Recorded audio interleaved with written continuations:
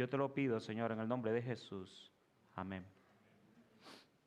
Una de las cosas que a mí me llama la atención de las composiciones musicales, para los que no me conocen, a pesar de que yo no soy muy folclórico, como lo llaman así popularmente, aunque ustedes no me conozcan, el que me conoce sabe que yo sí soy folclórico. A mí me gusta la música, de verdad, a pesar de que no me vean bailando. Me encanta la música.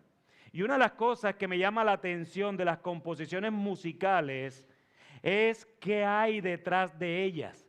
Cada composición musical, por lo general, tiene una historia. Yo estoy hablando de las que realmente son composiciones. Porque hoy por hoy podemos llamarle música a cosas que ni siquiera son composiciones. Son proyectos de música, que es una cosa diferente. Este último himno que cantamos, el cual se llama Estoy Bien, es de las historias que más ha cautivado mi corazón durante muchos años. Y yo sé, hermanos, hermanas, sé que muchos de ustedes lo saben, pero tal vez tengamos misericordia porque otros no conocen la historia que hay detrás de este himno. Y cuando yo canto este himno con las realidades bíblicas que tiene, evidentemente, y sumo lo que hay detrás de esta composición, trae mucho ánimo a mi corazón y espero que traiga ánimo al vuestro también. El autor de este himno se llama Horatio Spafford o Horatio Spafford. Es el autor de esta preciosa letra, pero detrás de esto hay una historia muy, pero muy conmovedora. En primer lugar, por allá en 1870, en la década de 1870, Horatio, ya casado con Ana, perdieron su primer hijo varón que tenía 3 años. Luego podemos saber por la historia de que este hombre era un hombre próspero, era un hombre que tenía muchos bienes, pero por causa del gran incendio de Chicago que hubo en 1800, también en la década de los 70, Horacio perdió todo también. Luego de todo esto, Horacio decidió ir con su familia de vacaciones o a descansar a Europa, estando en Estados Unidos, en Chicago, como lo acabé de decir. Y por algunas cuestiones laborales de Horacio, él no pudo viajar y envió a su esposa con sus 3 hijas en ese momento. Perdón, 4 hijas, no 3. El barco donde viajaron la esposa de Horacio, Ana, y sus 4 hijas, tuvo un accidente, ¿verdad? Y el barco sucumbió y las 4 hijas de Horacio murieron. Y eso solo pasó en la década de los 70, en 1870. Al llegar a Gales, que era el destino del barco, Ana, su esposa sobreviviente, escribe un telegrama a Horacio donde solamente le dice, única, salva. Tremendo, hermanos. Luego Horacio, obviamente en búsqueda de su esposa, viaja de Estados Unidos a Europa. Y precisamente cuando él va por el mismo lugar donde sus hijas se ahogaron, el capitán del barco lo llama y le indica dónde sucumbió el barco donde venía su familia. Y allí mismo Horacio baja a su recámara y es cuando compone esta letra musical. Hermanos, si están escuchando esta historia, a pesar de sus aflicciones, Horacio estaba diciendo, estoy bien, gloria a Dios. Mis hermanos, la vida está llena de aflicciones y de restauraciones constantes, y cada uno de nosotros ha pasado por ambos caminos alguna vez. Todos aquí presentes en algún momento hemos sido afligidos, todos aquí presentes en algún momento hemos sido restaurados por alguna situación. Hemos tenido días de angustia, pero también hemos tenido días de victoria, ¿o no? No nos dé miedo usar esa palabra. Días de restauración, pero en ambos nuestro corazón debe gritar, como he llamado este sermón, vive el Señor. Jeremías 16, el cual es el texto que estaremos estudiando hoy, nos habla mucho de esto y quiero que consideremos la tesis que les presento a continuación en el transcurso de la predicación. Mi tesis es, cualquiera sea nuestra situación, siempre debemos decir, vive el Señor. Cualquiera sea nuestra situación, siempre debemos decir, vive el Señor. Si memorizamos esto y lo ponemos por obra, podemos ver más misericordia de Dios que angustias personales. Cultivaremos un corazón de agradecimiento más que de queja. Miraremos cómo el Evangelio se vuelve funcional en cada aspecto de nuestras vidas y no simplemente como un accesorio de que soy salvo y más nada. No, el Evangelio no es eso. El Evangelio es una expresión de vida continua en donde Él nos da respuesta a nosotros para cada situación en la que el mismo Dios de manera providencial nos coloca, sean buenas o malas a nuestros ojos. He decidido dividir el texto en dos aspectos particulares, el cual serán los dos encabezados del sermón. Y el primero de ellos lo he titulado, Vive el Señor en el día de angustia. Vive el Señor en el día de angustia, y vamos a estar leyendo desde el versículo 1 al 13, pero haré algunas paradas mientras los estoy leyendo. Vamos a Jeremías capítulo 16. Jeremías capítulo 16.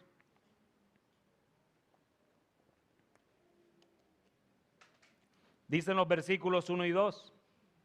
Entonces la palabra del Señor vino a mí y me dijo, no tomes para ti mujer, ni tengas hijos ni hijas en este lugar. Desde los capítulos anteriores hemos visto cómo el Señor usa ilustraciones y situaciones particulares para mostrar al pueblo la realidad de sus corazones. En el capítulo 13, que lo predicamos hace 2 semanas, se ilustró a partir de un cinturón que estaba como podrido, ¿verdad? Que Jeremías había comprado un cinturón de lino y el cinturón luego de varios días estaba podrido y Dios quería usar esa ilustración para mostrar una realidad. El domingo anterior, en los capítulos 14 y 15, mostró una situación, no una ilustración, era una realidad, había una sequía, había una sequedad en el pueblo, ¿verdad? Y sus habitantes, y con base en la necesidad que ellos deberían tener al estar sedientos. El Señor usó una realidad del pueblo para mostrar una situación de lo que ellos realmente necesitaban. Pero en esta oportunidad podemos ver cómo hace del profeta el mismo ejemplo para mostrar la realidad que les vendría. Y en medio de este capítulo le dice varias cosas de las cuales el profeta no debería participar. El primero de ellos es que le da una orden al profeta, no te cases ni tengas hijos. No te cases ni tengas hijos.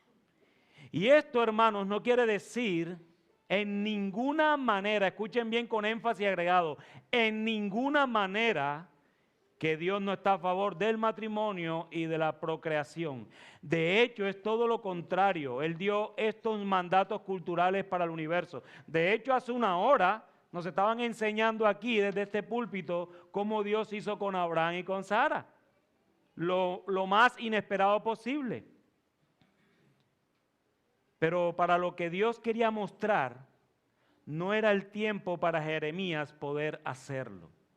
Esto no es una oda a la soltería sacrificando el matrimonio, ni una oda a no tener hijos en sacrificio de esa misma bendición. Así que no podemos tomar esto como el camino correcto en el día de hoy, ya que Dios le habló a Jeremías en un momento específico y en una situación específica. De hecho, más adelante noten lo que Dios le dice al mismo profeta en el capítulo 29. En este momento todavía el pueblo estaba allí y estaba próximo a ser cautivo. En el capítulo 29 ya el pueblo estaba cautivo por Babilonia. Y noten lo que Dios le dice al profeta. Versículo 4 del capítulo 29. Así dice el Señor de los ejércitos, el Dios de Israel, a todos los desterrados que envié al destierro de Jerusalén a Babilonia. Que nos quede claro, ¿quién envió a quién? Dios enviando al pueblo de Judá a Babilonia esclavizado, ¿verdad? ¿Qué les dice? Edifiquen casas y habítenlas, planten huertos y coman de su fruto, tomen mujeres y tengan hijos e hijas. Tomen mujeres para sus hijos y den sus hijas a maridos para que den a luz hijos e hijas y multiplíquense allí y no disminuyan. Así que, hermano, el mismo profeta le está dando una orden al pueblo de parte de Dios. Entonces no es que Dios esté en contra de algo que Él mismo creó. No es que Dios esté en contra de algo que Él mismo ordenó, sino sencillamente que no es el momento por la situación específica que está viviendo el pueblo. De hecho, podemos ver la misericordia de Dios sobre Jeremías en esos mismos textos, porque Él le da la razón del por qué no debería casarse ni tener hijos en ese preciso momento. Dice el versículo 3 y 4, porque así dice el Señor acerca de los hijos e hijas nacidos en este lugar, y acerca de las madres que los dieron a luz y de los padres que los engendraron en esta tierra. De enfermedades crueles morirán, no serán llorados ni sepultados, serán como estiércol sobre la superficie de la tierra. A espada y por hambre serán acabados, y sus cadáveres servirán de alimento para las aves del cielo y para las bestias de la tierra. En resumen, hermanos, Dios le está diciendo a Jeremías, no te cases ni tengas hijos, porque van a morir por enfermedades crueles, y no serán llorados, ni siquiera serán sepultados, sino que más bien como estiércol servirán para la superficie de la tierra, o como alimento para las aves del cielo y para las bestias de la tierra. Esa es la razón, hermanos, que le da Dios a Jeremías para que no se case ni tenga hijos en ese momento específico. Amados, esto no es para nosotros, esto es para Jeremías. Nosotros no podemos tomar este texto ahora y decir, decidí no tener hijos porque Dios le dice a Jeremías que no podemos tener hijos. Decidí quedarme soltero o soltera porque Dios le dice a Jeremías que no se case. Esa no es una motivación correcta, porque no es lo que Dios quiere. Si te casas es porque Dios quiere que te cases. Si tienes hijos es porque Dios ordena que tengas hijos, no está dando una opción. Así que, hermano, si tú tienes tu mente confundida, de verdad, yo te imploro que atiendas el mandato del Señor. Pero el tema de lo que Jeremías debía o no hacer no acaba allí. Dios le sigue dando instrucciones específicas. Luego de la familia que no debía tener, ahora le dice cómo debería ser en medio de una sociedad en la que vivía. Dice el versículo 5 al 7, porque así dice el Señor, no entres en casa de duelo, ni vayas a lamentar, ni los consueles, pues he retirado de este pueblo mi paz, la misericordia y la compasión, declara el Señor. Morirán grandes y pequeños en esta tierra. No serán enterrados, ni los llorarán, y nadie se sajará ni se rapará por ellos. No partirán el pan en el duelo para ellos, a fin de consolarlos por el muerto, ni les darán a beber la copa de consolación por su padre o por su madre. Wow, hermanos, tremendo juicio de Dios para este pueblo. Recordemos el contexto de Jeremías, un pueblo desobediente, un pueblo rebelde, un pueblo que tenía un corazón impío, un corazón que adoraba otros dioses. O sea, porque de pronto tú vienes aquí por primera vez y estás escuchando Jeremías 16 y tú dices, ese es el Dios que se predica aquí. Sí, es un Dios justo por causa del pecado de su pueblo. Esto es respuesta de Dios por el pecado de su pueblo, por la desobediencia de su pueblo.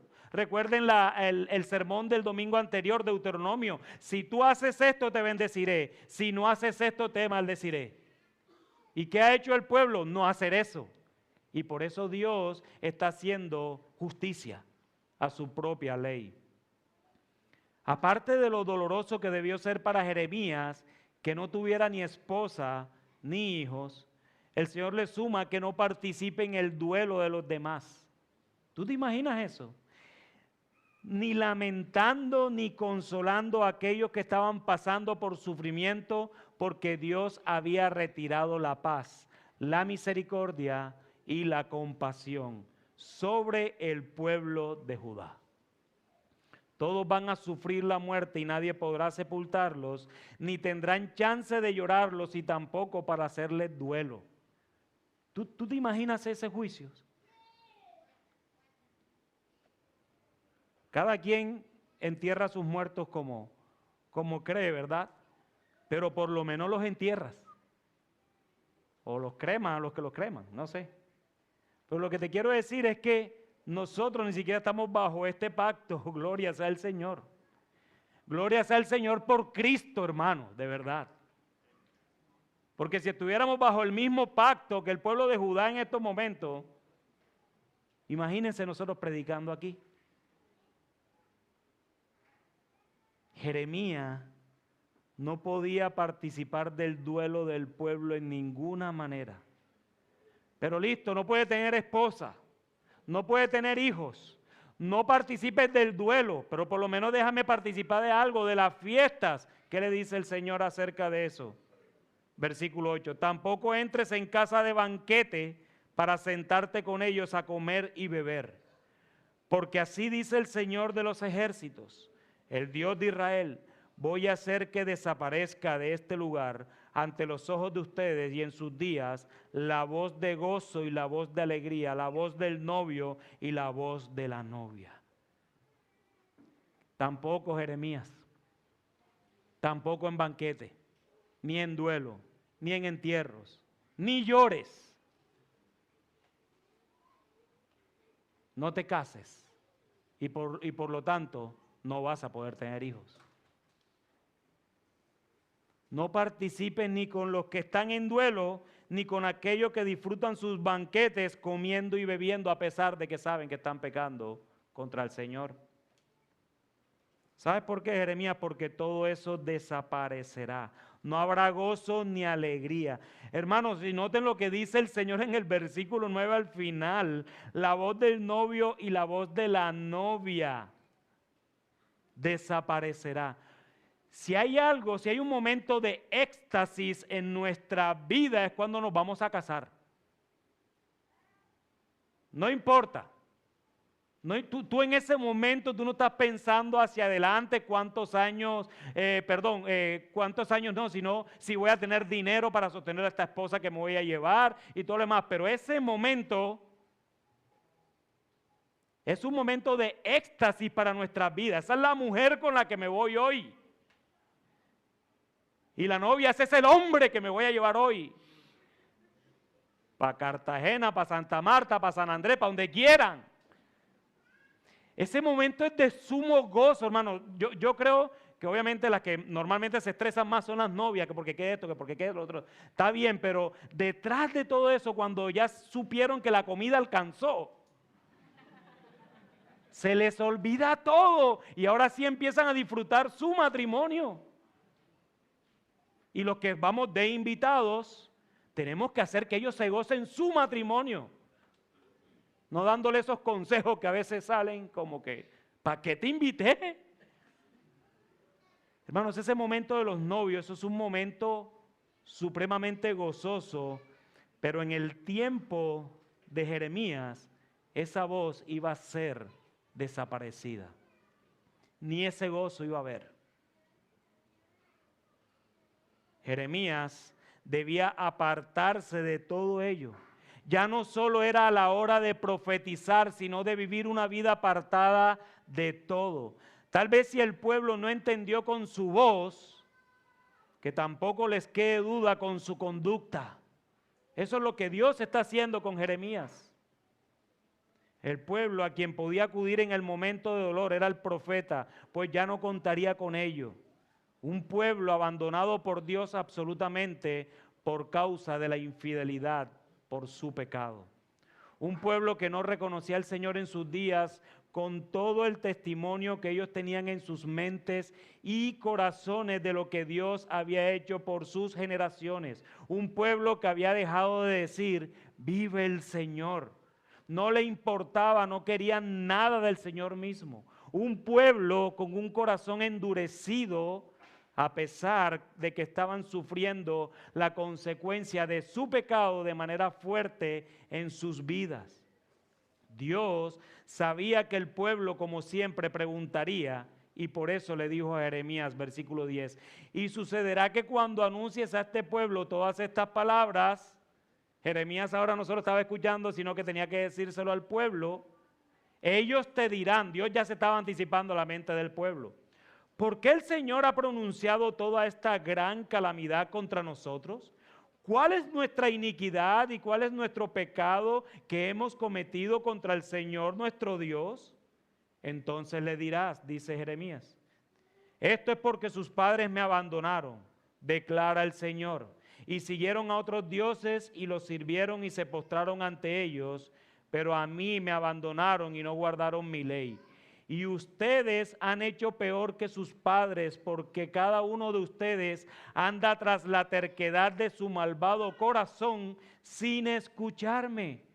Versículo 13, por tanto, yo los arrojaré de esta tierra, una tierra que ni ustedes ni sus padres han conocido, y allí servirán a otros dioses día y noche, pues no les mostraré clemencia. Hermanos, este es el juicio de Dios. Esto pasará en un futuro cercano, en medio de una esclavitud por Babilonia a Judá.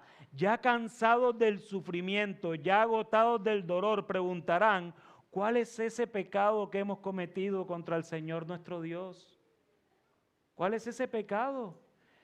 Pero hermanos, en los últimos 15 capítulos, Jeremías le ha dicho al pueblo, ¿cuál es ese pecado? Cuando Dios ilustró el corazón del pueblo con el cinturón podrido, ¿qué le dice? No escucharon mi voz. Y otra vez se lo está diciendo, no escucharon mi voz. La infidelidad, la dureza del corazón, lo perverso que es el pueblo de Judá, es sencillamente por una sola razón. No escuchan la voz de Dios. Escuchan las voces de todo el mundo, menos la voz de Dios. La terquedad del corazón estaba volviéndose a reconocer quién es ese Dios al cual sus antepasados han adorado por siglos, pero también han fracasado en el intento. Por eso el Señor les dice a través del profeta que sus padres lo abandonaron por otros dioses. Esto no era nuevo, ya sus antepasados habían hecho exactamente lo mismo, y eso hace peor el juicio que vendría sobre el pueblo al que Jeremías hablaba, porque ya debieron haber aprendido la lección y no repetirla. Este pueblo de Judá ya era testigo de lo que Dios había hecho con sus antepasados. El antepasado, los padres de este pueblo de Judá eran tercos, abandonaron a Dios. Dios da juicio, misericordia, y otra vez tercos, abandonaron a Dios, y otra vez juicio, misericordia, ya no queremos que tú nos reines, mándanos un rey. Tercos, una vez más, tercos, tercos y tercos. Por eso lo que ha hecho Judá en esto es peor. Su corazón terco no los deja ver con claridad. Están entregados a sus pasiones desordenadas y siendo infieles de manera intencional y constante, no querían escuchar la voz de Dios. Por eso la promesa absoluta del Dios del pacto, por haber quebrantado el pacto que hizo con Moisés y el pueblo, los arrojará de la tierra donde están a una tierra que ni ellos ni sus padres conocieron. Recuerden sus padres dónde fueron arrojados, a Egipto. Los de Israel, ¿a dónde fueron arrojados? A Asiria. Y estos serían arrojados a Babilonia. Los arrojará a Babilonia para que sirvan a dioses como ellos querían, y les servirían todo el día, porque Dios no les mostraría clemencia por un buen tiempo, el cual podemos ver en la historia que fueron 70 años. No fueron 1, ni fueron 2, tampoco fueron 3. Si se vino una canción a tu mente, arrepiéntete. Fueron 70 años. De hecho, esa canción dice que te perdone Dios. ¿O no? Esto demuestra, hermanos, que así el pueblo no lo conozca, así siguieran con sus corazones endurecidos y deleitándose en sus pecados, podemos evidenciar, hermanos, a pesar de que ellos no lo reconocen, que vive el Señor. Vive el Señor. El Señor vive en los juicios. El Señor vive en las misericordias. Vive el Señor en el día de angustia. El Señor no solo vive en ese día, sino que también obró de tal manera para hacer juicio delante de su pueblo, porque ellos lo habían abandonado a pesar de que Él se los adhirió como el cinturón de lino, ¿lo recuerdan? Yo los tomé y me los adherí a mí para que estuvieran pegados a mí, pero ustedes decidieron no escucharme. Amados, cuando pasen esos momentos difíciles en sus vidas, que ciertamente todos pasamos, no abandonemos al Señor. Y si aquí hay alguien que no ha pasado un momento malo en su vida, yo te lo voy a declarar, lo vas a vivir. Lo vas a vivir. Y si no lo has vivido es porque normalmente te puedes tener 1 o 2 meses de nacido. Pero hasta los bebés cuando tienen hambre, eso es pasar malos momentos. Pero lo único que yo te puedo decir, hermano, hermana, visita, amigo que estás aquí, no importa tu aflicción, no abandones al Señor, yo te lo ruego. Cuando peques, no dejes de venir a la iglesia porque no te sientes digno o digna. Esas son mentiras de Satanás y de tu propia autosuficiencia. Alejarnos de la iglesia es lo mismo que abandonar a Cristo. Tú no puedes decir que crees en Cristo, pero no vas a la iglesia. No, eso es mentira de Satanás para ti. Nosotros somos el cuerpo, Él es la cabeza. Y si abandonas el cuerpo, estás abandonando la cabeza. En nuestros momentos de angustia, miremos al cielo. No seamos como el pueblo de Judá que miraban a los lados, buscando dioses al cual servir, porque estaban endurecidos. No, amado, nuestro corazón fue cambiado para que miremos a aquel que lo cambió. Nuestro corazón fue cambiado para que en los momentos de mayor dolor, de mayor incertidumbre, de mayor angustia y de mayor incredulidad, nosotros en medio de todo, así no lo entendamos, podamos decir: Señor, tú vives, vive el Señor. No importa lo que yo estoy viviendo, pero tú dices en tu palabra que tú vives y yo lo creo. Eso no se trata, hermano, no se trata de que tú lo sientas. Dios no es un Dios de sentimientos. Él está allí contigo, amado hermano, solamente porque tú lo crees, porque Él está allí, porque Él lo ha dicho, solamente créelo. Y es posible que tú estés padeciendo estos problemas hoy. Es posible que tú no veas ese fondo, esa luz al fondo. Es posible. Pero que tu aflicción no sea más grande que tu fe. Que tú puedas seguir diciendo, hermano, hermana, vive el Señor.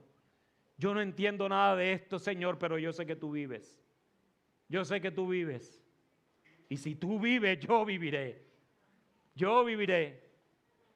Si tenemos un mar de aflicción, como ahorita lo cantábamos, en donde sus olas parecen no frenar en contra de nosotros, detrás de eso hay un Dios providencial que usa esas olas para que nos lleve más hacia Él, hacia el puerto seguro. Entre más duro nos peguen esas olas de la angustia a nosotros y mayormente podamos entenderlo desde una perspectiva bíblica y providencial, entonces disfrutaremos el recorrido en medio de la angustia que podamos padecer. Cuando podemos entender esas realidades de que esto proviene de Dios, de que lo que me está pasando viene de Dios, y yo creo que aquel que me metió en esto es el único que me puede sacar, voy a disfrutar el paseo en medio de mi dolor. Eso es cultivar un corazón de gratitud frente a las adversidades de la vida, que no se escapan de la mano providencial y poderosa de nuestro Dios y Salvador. Hermano, escucha esto: si Él ya nos ha salvado, Él nos sostiene. Ya Él nos salvó, Él nos sostiene. Todo eso nos llevará a una restauración constante de este lado de la eternidad hasta que llegue la perfección. Y es eso lo que nos lleva a nuestro segundo encabezado. Vive el Señor en el día de la restauración.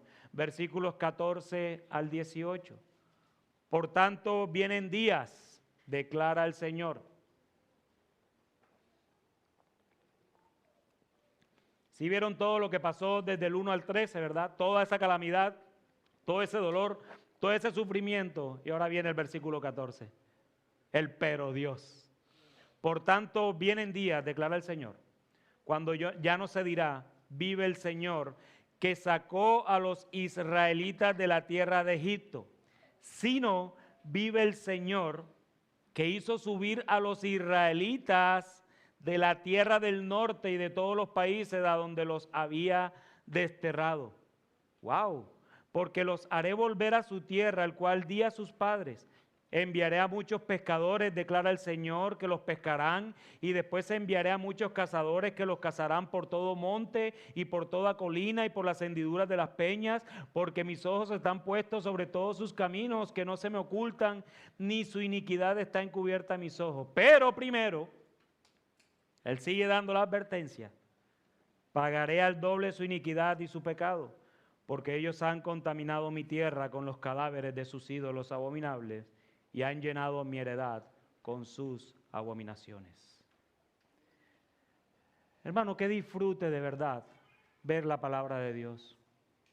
En medio de lo podrido que este pueblo estaba, en medio de la gran sequía que se les avecinaba, en medio de lo que ahora Jeremías debía hacer delante del pueblo para que con sus obras este pueblo pudiera evidenciar al Dios que le sirve el profeta, el Señor les da la esperanza a causa del pacto que hizo consigo mismo para la gloria de su nombre y misericordia con el pueblo.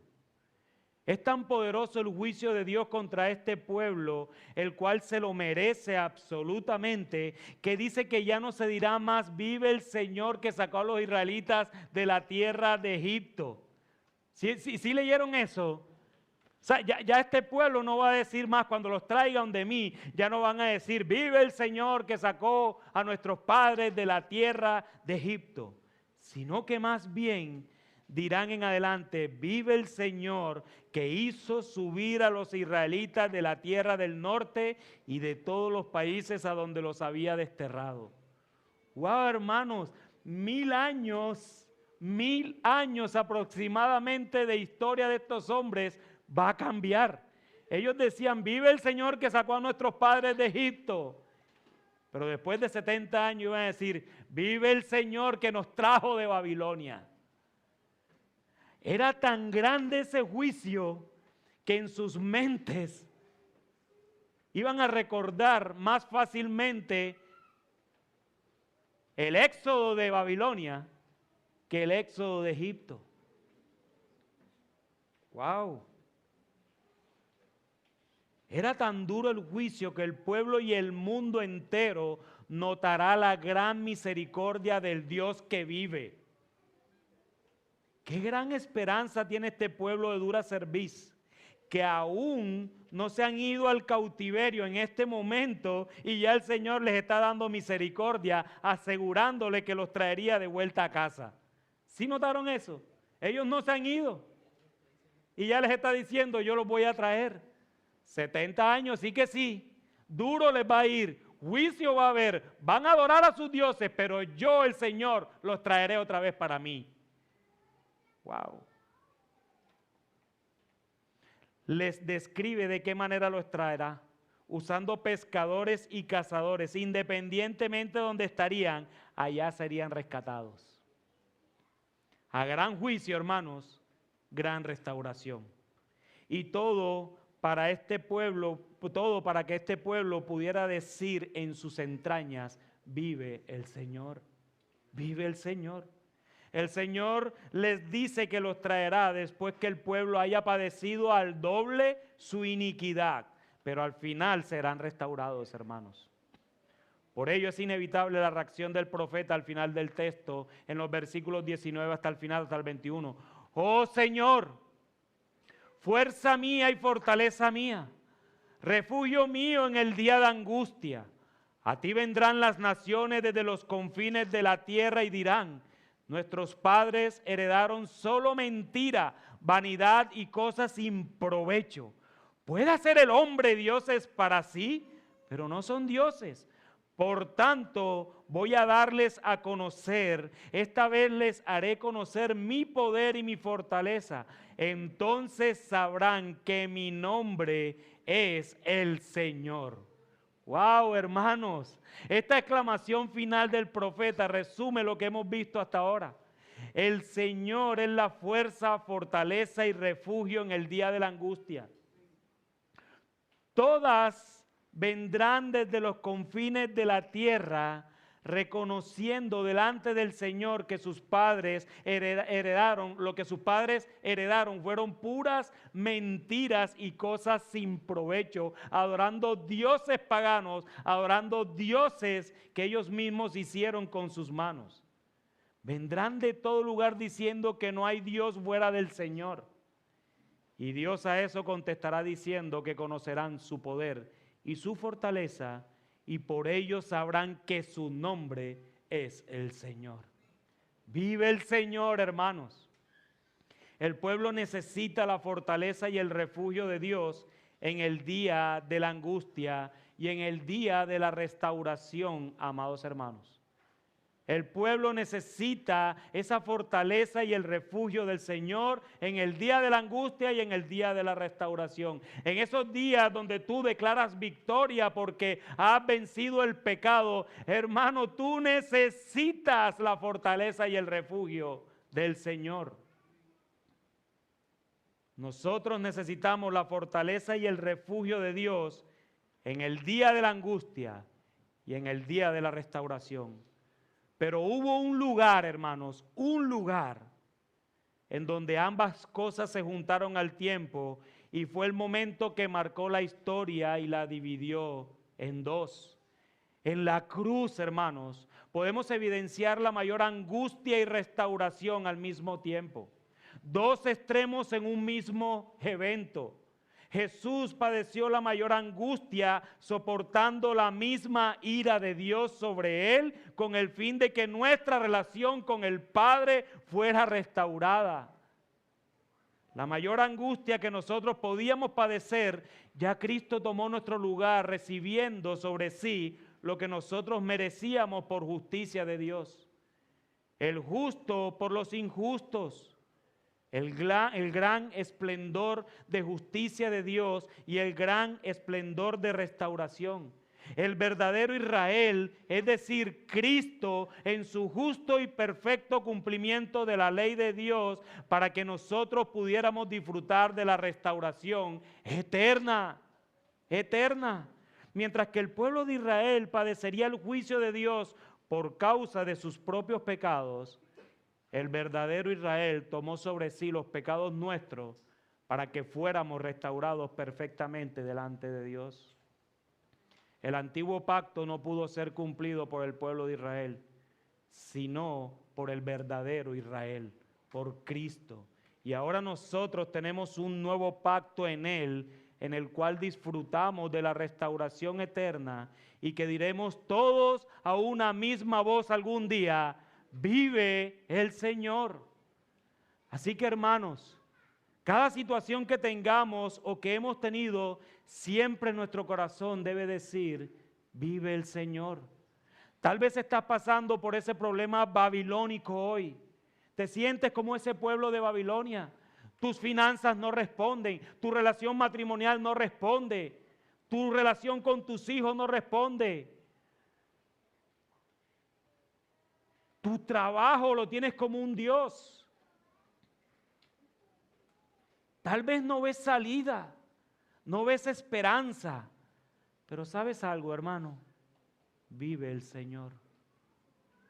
No depende de nuestra circunstancia, no depende de lo grave que esté cualquier asunto. Lo que importa siempre es: vive el Señor, vive el Señor. No depende de tu relación matrimonial, no depende de tu relación con tus hijos, no depende de tu relación laboral, no depende incluso de tu falta de relación laboral. Hermano, solo de una cosa: vive el Señor. Y si por alguna razón estás pasando los mejores días de tu vida, estás viviendo en una plenitud espiritual increíble, estás en un nivel inalcanzable, amado hermano, Ahí es donde más tú debes decir, vive el Señor. Porque qué tan pronto somos para olvidarnos de Dios cuando estamos en nuestra plenitud. Te crees el Saiyajin espiritual. Hermano, hermana, cuidado. Porque ese es el momento más rápido para que tú caigas. Ve a aquel que esté seguro.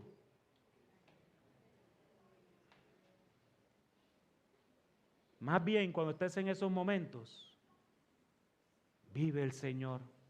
Señor, estoy en un momento espiritual tan grande contigo, solamente porque tú vives. Solamente por ti. No se trata de mí, se trata de ti. Ahora no sé lo que tú quieres hacer conmigo en estos momentos, pero yo lo único que quiero decir es que vive el Señor. Amados, el Señor vive en nuestros días buenos, días de restauración para nuestras almas, pero Él también vive en los días de angustia, en los días del túnel sin salida, en los días donde no ves una luz. Él vive siempre porque Cristo resucitó para que nosotros algún día, después que pasemos esos momentos buenos o malos a nuestros ojos, después que crucemos el río de esta temporalidad, podamos con el que vive para siempre habitar eternamente. Esa es nuestra gran esperanza, hermanos. Nuestra gran esperanza es que porque Él vive, yo viviré. No importa lo que estemos pasando de este lado de la eternidad. Cualquier cosa que estemos pasando de este lado de la eternidad, míralo así. Dios te está haciendo como Cristo. Eso es lo que Dios está haciendo contigo en estos momentos. Si tú estás pasando aflicciones, si tú estás pasando necesidades, si tú estás pasando un mal momento con tu pareja, con tu esposa, con tu esposo, con tus hijos, si tú tienes hijos perdidos, Dios está usando eso para ti, para hacerte más como Cristo. No hay mayor bendición para nosotros, hermanos. No hay mayor bendición. Y si en este lugar hay alguien que no conoce de Cristo, o más bien, que no conoce a Cristo, porque de Cristo estoy casi seguro que todos aquí conocen, pero que no conozca a Cristo, que no tenga una relación personal con Cristo, escucha bien, amigo. Escucha bien. Si no me quisiste escuchar en el resto de la prédica, no importa. Pero escúchame ahora, yo te lo ruego por amor al Señor. Amigo, así tú no lo creas, Él vive. Así tú creas que puedes solo, Él vive. Así tú no quieras que exista Dios, vive el Señor. Hay algo en lo que estarás de acuerdo conmigo si no estuviste conmigo de acuerdo en toda la prédica. Pero hay algo en lo que vas a estar de acuerdo conmigo hoy. Y es que algún día tú y yo vamos a morir. Amigo, tú y yo vamos a morir. Yo creo que por lo menos tienes conciencia de que vas a morir si es que no has estado tan cerca de la muerte. Algún día vamos a morir. Y más allá de lo que tú pienses, creas o tengas, cuando pases esa línea de la vida al otro lado, te darás cuenta de la realidad que has negado toda tu vida. Vive el Señor, te vas a encontrar con Él, te lo prometo porque Dios lo prometió. Te vas a encontrar con Cristo algún día.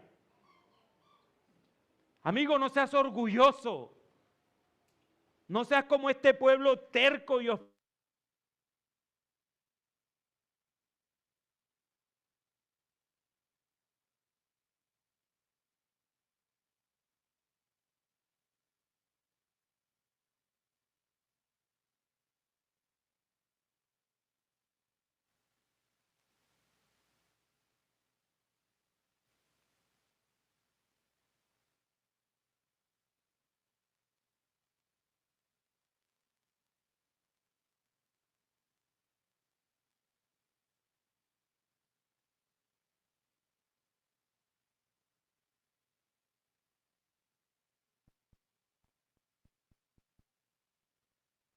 Algún día Él.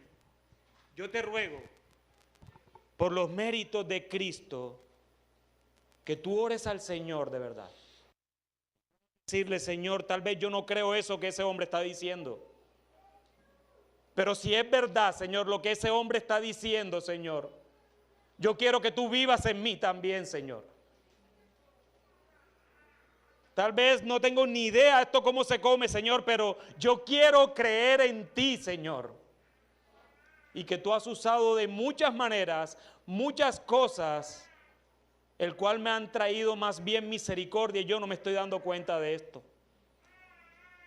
Amigo, el Señor que vive es misericordioso y se deleita en salvar a los perdidos, como estuve yo en algún momento. Yo no nací creyente. No, el Señor me salvó. Y yo siempre he dicho, me salvó hasta viejo.